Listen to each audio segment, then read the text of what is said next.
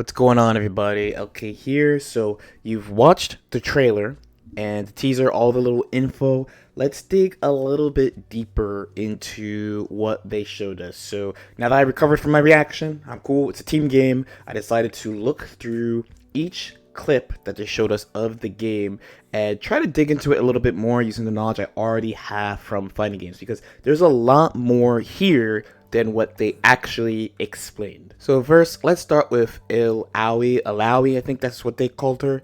They didn't actually show too much interesting stuff as far as her. Mostly in that the other characters not really doing anything. They're mostly going about showing off her various moves. There's two big things in this clip. So one is this little flip you're about to see there. So what this is what we commonly see in like anime fighters. Marvel vs. Capcom has this as well. This is an air tech. So what is an air tech? It means that you will not just fall during combos. It means you can miss combos. You can flip out of combos if someone's combo is too long. And we see this a few times in the various clips they show. The other big thing is this combo here. So one, we get to see a bunch of cool animations. She looks really strong, powerful, launching with the tentacle. Following up, we don't know what these flashes are really, but she can launch off the ground the combo. We see this a few times in the clip. The big thing for me here is what she's about to do right here. So she slams on the ground, hits you, but this leaves a tentacle behind. And then Jinx kind of gets up and Illaoi attacks, and then the tentacle goes off. So there's a few things about this as well, because it's the first knockdown situation we've seen in the game. We see a couple of more of these in this video as well.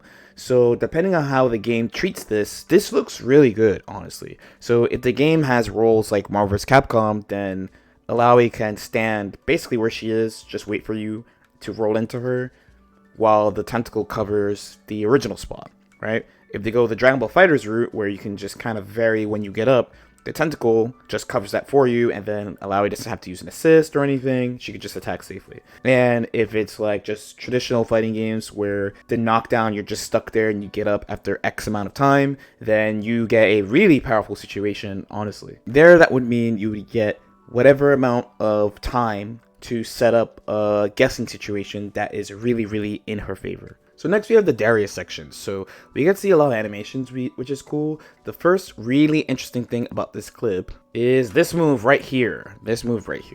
So this, it looks like an anti-air, but it hits in a very interesting way if you're watching slow motion. So we'll see Echo jumping in. He's throwing a projectile, and he just gets scooped by this move, slammed down. So there's a couple of things we can assume from that attack. So one, frankly, we don't really know if this move has some type of invincibility. Later in the video, Darius uses a move that clearly has some type of special property. He shines red and everything, but here we don't really see that. So the other thing is, this might have worked because Echo's projectile didn't reach him in time. So if we look at Echo, I hope his name's Echo, by the way, throw the projectile. So it's on the screen clearly, and it's still on the screen, and you'll notice one of two things happen. Either the projectile is not hitting him. A character that has a move like this is like Anji in Guilty Gear Strive. So he has a move where he throws these fans at you, and you see the fans on the screen, but there's no hitbox until they reach the ground, which means you can run through it, you could jump through it, as long as the fans don't hit the ground. Or Darius hits the projectile and then hits Echo. Honestly, either outcome is fine. So if it's the former, then that suggests that projectiles go away on hit, which is a good thing. It's kind of annoying to have a projectile be out and then you hit the character, but then you get hit anyway. If it's the other thing, that this move is actually a ridiculous move and it clears projectiles and also sucks you in from really far, like a vacuum effect, then that's just good for Darius. But regardless, he scoops, this little bounce, and follows up with the rest of the combo. By the way, I really actually hope his name is Echo. I would feel pretty sad if his name was not Echo. I'm trying to learn the lead characters' names. But he'll finish this combo with what looks like a level 3, or like I know in MOBAs they call these like the most powerful abilities, ultimates. So the reason why I think this is a level 3 is because of the cinematic. as far as meter usage in fighting games, these dramatic, like, slow down, zoom in, camera spin type things into like multiple hits, flashy hits, usually suggest they're going to use a lot of resources to do a lot of damage. So I think this one's a pretty safe bet. Unrelated, but is that arcade cabinet in the background with a PS4 main menu?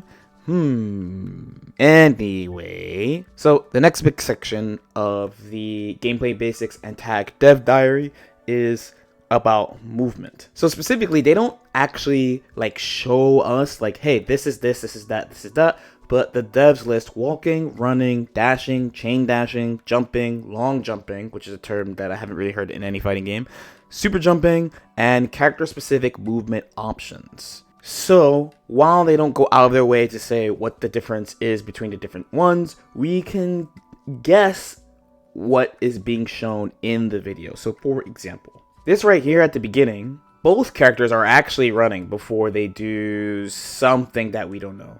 That jump is kind of high that Echo did, and it trails. So, usually in fighting games, when you have that type of motion, super jumps usually are one of two things. Either you jump to a double jump height with one jump, or you do some type of long trailing jump across the screen. Usually there's like a almost like a jet stream following you after a super jump, so I kind of want to say that this might be the super jump. Character specific movement, I mean right there, right? They show a bunch. And then there's a backdash, but more interestingly is this right here where he backdashes and then backdashes again and then again and then again. And in slow motion, it doesn't look that fast. Full speed though, it's pretty quick. Ari shows a lot of specific movement options as well as the question mark chain dash question mark moving backwards. So first she has a dive kick is what I thought, but later we actually do see that she's able to do these horizontally as well. So these are moves I've seen in other games. I played a character that actually had a move like that, and we just called it Beast Cannon. I forget what it was actually called though. She does her backdashing multiple times, like Echo, she does it again, and then she has the first air dashes we've seen. So looking again here, this is the first, it does not seem to be universal, and I believe Marvel vs. Capcom was like this, where like in Dragon Ball FighterZ, everyone has the same basic-ish movement. She has both air dashes. She has air dash. She has the dive kick we saw before. So we got to see a couple of unique movement options from both Ari and Echo, which is pretty cool.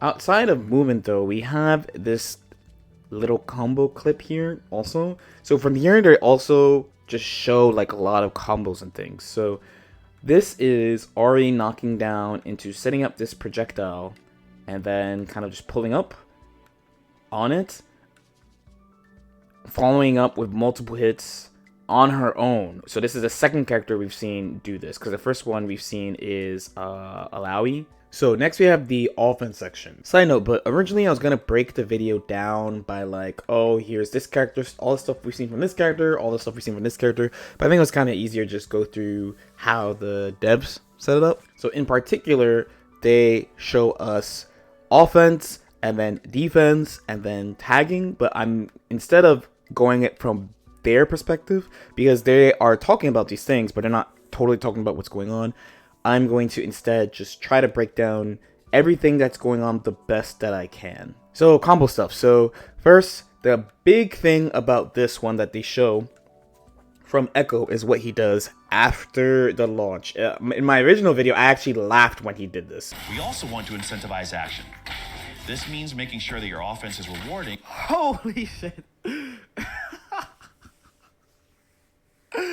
Oh. A massive wall bounce from really far. I'm pretty sure that is not the corner, and then he's able to follow up no problem. Remember that this game does have air teching, so there's a limit on hit stun. So this is just a huge deal in my opinion. Why does this wall bounce matter so much? So it's mostly because of the combo potential it has, and questions about combo limits. So some fighting games have rules around how long the combo can be total. Like Dragon Ball FighterZ has a hard time limit of like 10 seconds.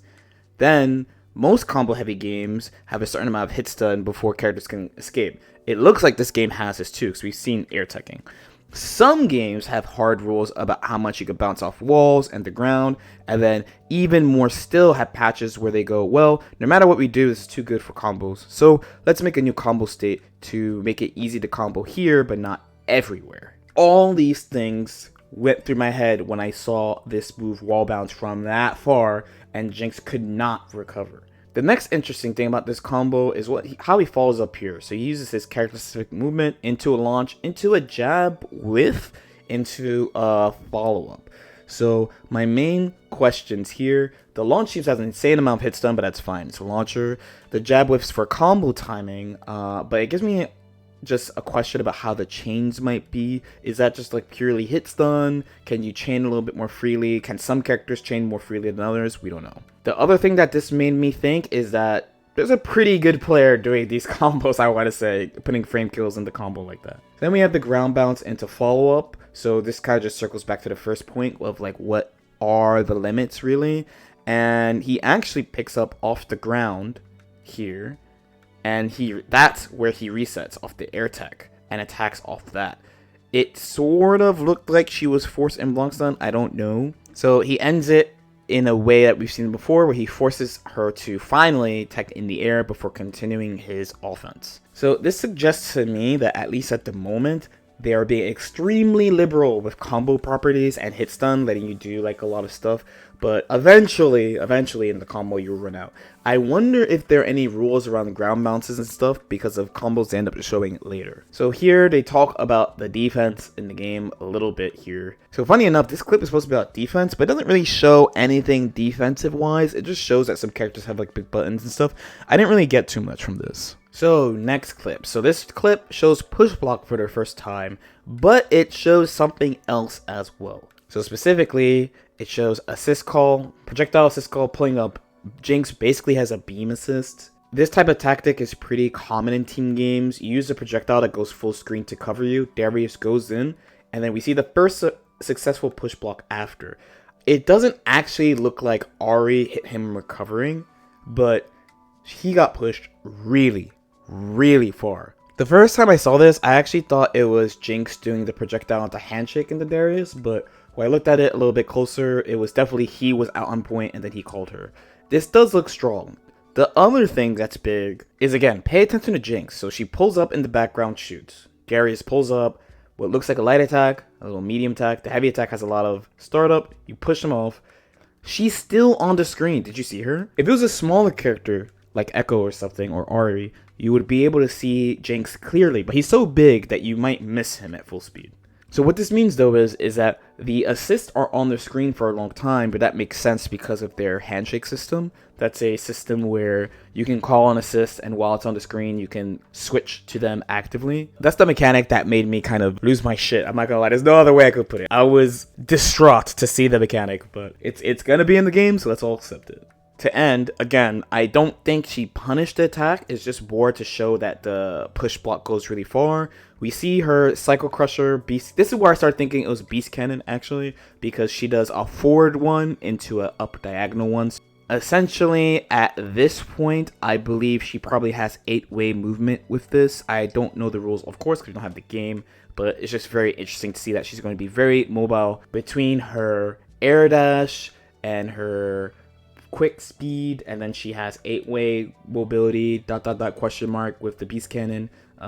Something I like in characters, mobile characters, so this is very cool. So the next clip, they want to start talking about the tag, but we're not going to pay attention to that. We're going to pay attention to what's on the screen. So Ahri goes for an air combo into launcher here. So she gets the launcher, and here we see something very interesting. It's air dash cancelable.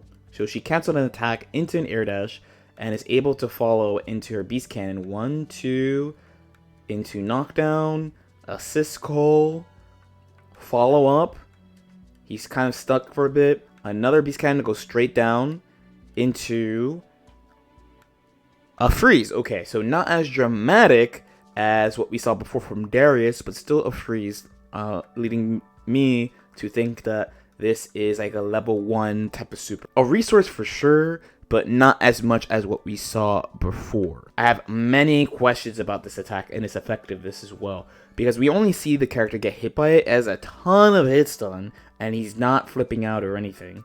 And it looks like you send it and it comes back off screen, which looks very, very strong. Honestly, so far what we've seen from her, she looks really flexible. She's really fast. She's got the 8-way question mark movement with the cannons. She has the projectile that hits multiple times. She can move independently. And she has this super so far. We haven't seen her level 3 yet, though. Next section, I lovingly called the dubstep section. There's a lot of just clips of things happening in the game. A lot of combos, too, but we get previews of stuff. So I'll try to summarize what we see here to the best of my ability. Very, very, very first thing here is Darius's initial attack. This move right here has so much stagger, calls assist, does it again. So this move is just huge, clearly. Covers of assist.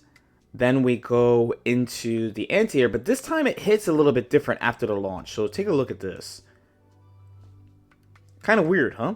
So she goes from really, really low and just zooped in. So this move clearly has a massive hitbox if it's vacuuming in like that. An example of a character that has something like this is like Potemkin Heat Knuckle, and it'll definitely affect his conversion ability if it stays like this. Next, this might be the long jump. I don't know, it might just be a normal jump, but the jumping has mad hit stun, but he doesn't actually follow up with a combo. We have a clear kind of light, medium, heavy type sequence into the move we saw before, the special move, probably, into assist call, the beast cannon from Ahri, into the handshake in the middle of the combo during the spin state. You can see Echo here kind of spinning like wee, and then Ahri comes in, handshake, follows up the combo.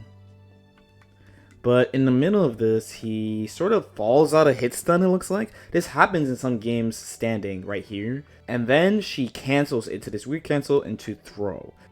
It doesn't look that fast, but this is what it looks like full speed. I still don't think it looks that fast. I've heard a lot of people call this animation sort of like a Roman cancel or something like that, which is using resource to cancel your move into anything else. The only reason I don't go there is because we don't see any type of heads up display, so we don't know if resource is being used. Finally, this type of cancel has been shown a few times in this video already, but again, since we don't have a heads up display, there's not much we could say about it. Then Jinx. So lots of characters seem to have like lunging moves, big screen control so far it seems, between Darius, big swing, and Ahri's cannons, wink wink. Jinx has a sliding move, which is another example of moving and attacking simultaneously, which is pretty standard and important for team fighters. I'm getting a little ahead of myself, but Jinx has a lot of heavy hit stun moves with her gun here, kind of reminiscent of Zero Suit Samus in Smash, but the differences are, one, for sure, there's definitely no directional influence. So if you don't play Smash, that's the ability to move your character while you're in hit stun to make it harder for the opponent to continue comboing you. The game does have a burst, and having a lot of hit stun where you can act independently of an attack makes it seem that it's burst safe. More on that later though. So Jinx launches with tag. So she launches and then Darius jumps in and slams you down. So this, I want to say, is pretty standard in tag fighters. I actually would like to check about Marvel, but in Dragon Ball FighterZ, you do this all the time. Next clip, Ahri. So again, we see this projectile, but she starts with it using it as a approach. This looks so strong, honestly. So I mentioned this before, but with Illaoi, but having something that moves independently of you is not just strong in fighting games, but it's really, really strong in a team fighter. So she starts with that. Then here, looks like she has a command overhead, like she has her own overhead, falls up, but then gets bursted, which they talk about later. So actually, when I watched this at full speed, I actually thought Jinx blocked this, but she does get hit before bursting. While you're bursting, your character is locked like blocking kind of, and then she counterattacks here, and the assist is still on screen, which unless there's a special rule, then you may be able to like handshake off that, because they haven't really talked about the rules yet. So next clip here is going to be Jinx. So Jinx has a projectile that stays out, that seems pretty strong. They hit it multiple times into the handshake, and it shows that at least both player characters can interact with it. It looks like Darius tried to hit it, but got hit. So actually at full speed, I thought it went away. So take a look. Right? Kind of hard to tell at full speed. So originally then, I thought there might be a limit on how many times you could hit it. Maybe 4, maybe 5 times. And maybe the opponent can't interact. But when watching it in slow motion, I think both characters, or both players I should say, can interact with the attack. This is pretty good to see because it gives us a peek into the dev's thoughts about this type of projectile. If you're from Smash and you played a little bit like at a learning the game seriously, competitive level, whatever you want to call it, usually characters that have items in Smash, both characters can always interact, but it's kind of hard to do, so you have to learn and practice it or whatever. In traditional fighting games though, they have a bunch of approaches to dealing with moves like this. Sometimes the opponent can never interact with it, sometimes specific moves the opponent can interact with. It just depends. So seeing Darius try to counterattack makes me think that they want both players to kind of interact with it, which creates some unique strategies. After this toss from Echo and Darius failing, we get a little bit more Echo combo, is what I would say. But he kind of used what it looked like the replay feature, like his special mechanic, and then follows up. Next clip, Jinx Darius. This one is big. This is the first time we see armor, so we see another huge thing from Darius here. So you can clearly see him tank this jump in, call the assist, handshake, just like that, into a combo. So we've seen her spin and all this. She's going to knock Jinx down, full screen, call that projectile we saw before, tag in Darius. It hits meaty, he runs it from full screen. It's kind of crazy. Mostly that projectile has that much advantage. Mostly in that projectile has so much advantage. So next clip, Jinx again. So here she starts with a sort of slow looking cross up. Ari is whiffing a button, so that's the main reason why she gets hit. So I'm actually going to show this to you at full speed just to kind of emphasize a couple of points here. Here comes Jinx. So it looks pretty quick, but it's not quick. So I saw a bunch of reactions where people were like, look at this crazy cross-up. And I'm like, nah. Like, in its current form, no. So definitely the main way you would make this tricky, and again, we don't actually know, is if you could steer it. So probably the hardest visually is where she starts before she goes over you. So you'll note that she actually starts here, and then she turns around before she gets over you. Look, notice how she's already facing the other side and then slams like this.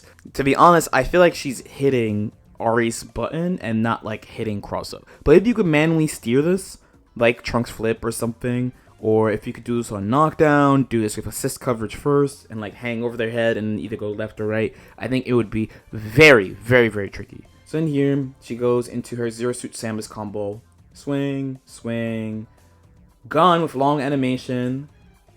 Handshake. So we go back into Echo, our boy. Launch. Wall bounce again. Huge bounce in the corner. From here, I was thinking, this might be like it just bounces in the corner, right? So he launches again, tags Jinx, and then she knocks down here and shoots you again. And finally, to wrap it up, what looks like, again, a level 1 because there's a freeze, but not a dramatic cinematic. So outside of how Jinx gets the hit here, the main point of interest in this clip is usually these games have tag rules and limits. I talked about combo limits earlier, but for a tag fighter specifically, the rules around tagging is pretty important. So we see one handshake and one tag, because what Echo does later in the combo is he does launch into tag, which we've seen before. So she doesn't push the combo further. We know the game has air techs already, so maybe this is a preview of like what the tag limits are in the game. This also could be the result of the game being 2 vs 2. What I mean is, in a 3 vs 3, you have 2 assists to use, so having both the handshake and the tag available might be a thing they're doing to replicate the feel of a 3 vs 3 fighter, despite the game being a 2 vs 2 fighter. So they just really want you to make sure that you have varied combo options. Also, after the super, they leave Jinx on the screen for a very long time just standing. So last clip is going to be from Ari jumping in. Button into long animation that we've seen before, which is coming up, into assist call, into more attacks, right? She's gonna follow up. Darius stays on screen here, and then handshake from here, pulls up, button, while she's still going, launch, heat knuckle. This clip doesn't really show anything new, just two different characters working together. So next they show the 3 different assist actions. So first they show the assist call, nothing to see here really. Then they show the handshake, which we've seen a bunch before. So again, the handshake is calling an assist and then switching to the other character. One thing they do to let you know which is the point, which is the assist, is the coloring. So you'll notice that the assists are always kind of a lighter tint, like a light grayish tint, while the point character is always like fully colored. And it's a little bit more clear when you look at the handshake, because here you'll see Ahri is very like clear, defined, and Darius is kind of like light, kind of gray. And then he does his assist, and then he handshakes off it. And once this happens, once it actually finishes, then she turns kind of grayish, and now he is the character that's very clear. And the last one we see is the combo breaker. It's called dynamic save. So an interesting thing about this is that you can see Ahri in a defensive stance. You can actually see her in a blocking animation even before the character actually comes out. So usually we call this burst, and I'm going to be calling it burst for the rest of the video. The other big thing is, again, it uses the assist character. And finally, it switches out your characters instantly. So you'll see Darius is the clear one, very dark, very defined, and Ahri kind of turned lighter grayish. The main interesting point about assist actions that they mention is that each assist has 2 actions. So that means the point gets the same amount of actions as a 3 vs 3. So remember, in a 3 vs 3, you generally have 2 other characters, and you get to pick from 3 assists each. However, you don't get to use all 3 at the same time. So for example, if you have, let's say, Master Roshi has a Kamehameha, Martial Spirit, which is like a 2-hit attack, and then he has this kind of like lunging C assist. You don't get to use 2 out of 3 of those, or even 3 out of 3 of those. You have 3 to pick from, but you only get 1. So again, by telling us that each assist character has 2 different assists they can use, they want you to kind of have a 3 vs 3 feel, even though it's a 2v2 game. But then also, you technically have more assists at a 3 vs 3 game because both of your characters have 2 assists. So technically you have 4 assists to play with, and you're always switching. On top of that too, they said you could do a charge assist by holding the input. In most fighting games, when you hold a button, it usually changes the effect of the move, either changing how it works on block or hit, send them further, etc. While we don't know what assist Darius has normally, we don't know if this involves running out or anything, but when they tell us about this, they show him here running really far and then attacking. So it's definitely a lot of potential here as far as what kind of attacks your partners can do. That being said though, if all the charging assists involve them literally running at the character, it could be pretty risky, because usually a big part of team game strategy is punishing assists that are called poorly, to the point where you may kill them without them even being out on the screen. So then they show handshake. So this is honestly one of my biggest fears about this game and these type of games, and why these games can get so oppressive. So the idea is that when you have the assist out, they chill on the screen for a little bit before leaving, but during this time, you can do the handshake. So they show us a little bit here, right? So Jinx kind of whips the button, Ahri pulls up, buttons are being pressed into the assist from Echo. Ahri goes over Jinx, no problem, but now Echo is behind Jinx. Ahri continues her pressure, same sequence, into the handshake, and immediately attacks while Ahri is still on screen before she goes off. So what I'll say for sure is, luckily they didn't show anything too dirty, but this type of like you're between 2 characters situation is really strong, and honestly pretty rare in a 1v1 game. Usually only the characters that control, like, let's say like a puppet, we call it, like characters like Zato 1 or Carl Clover, can create situations like this. But in a 2v2, you can set these up pretty reliably with mechanics like this. And again, it's very strong. So the questions here end up being a couple things. So 1, can you push block assist? Because the Jinx player does not try. Normally in games with push block, you push assist, nothing really happens. So this would happen anyway. You'd have to wait for Ahri to attack. Then the next question would be, what happens if you push the point character, but the person then handshakes? So you see Ahri doing button. What if you push block that, but then you get the handshake? So what happens then? Does a mix-up happen anyway? We don't really know. This is going to be one of the defining mechanics of this game for sure. So then we have the last main clip here, the dynamic save. So the first thing they actually tell us is you have it available at the beginning of the game, which, while this is typical for games that have a combo breaker of any type, this is a great preventative measure in general, considering you don't necessarily know how oppressive a tag game is going to become in the future based on what people develop, right? So this is a very good thing.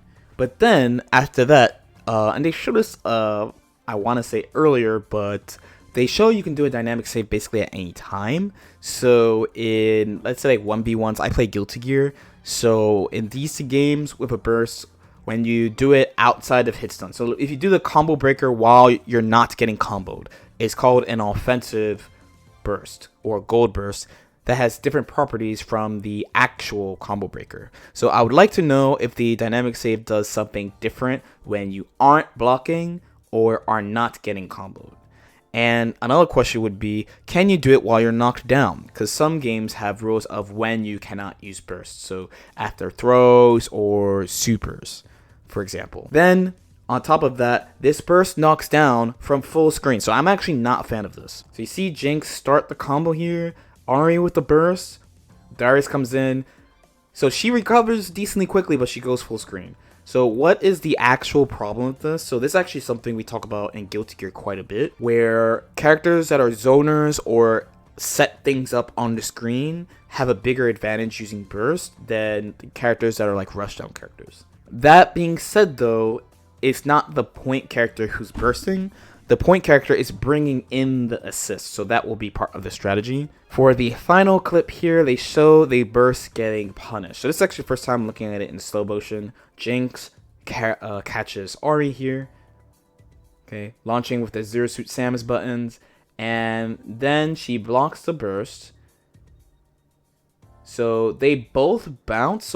So some people were worried that you'd be able to hit both characters, but you can see here that Ahri kind of gets blown off screen, and it's Darius that is the only person that's getting comboed. So this clip just shows that there can be burst safe stuff. We've seen before Jinx do things where she does like electric shot, electric shot, electric shot, and like kind of wait after each one for a little bit to fire. This kind of tells us, at least from the burst, that the game is not over. One thing that people were pretty scared of when they saw this originally, and they only said it offhand, was like, man, burst getting baited is going to be really bad because the game can just end immediately, but it looks like that won't happen if your point character goes off the screen. Also, this just ties into how burst safe Jinx looks like in general with all her type of freezing moves. Alright, that's it from me today. There was a lot to pull from this video.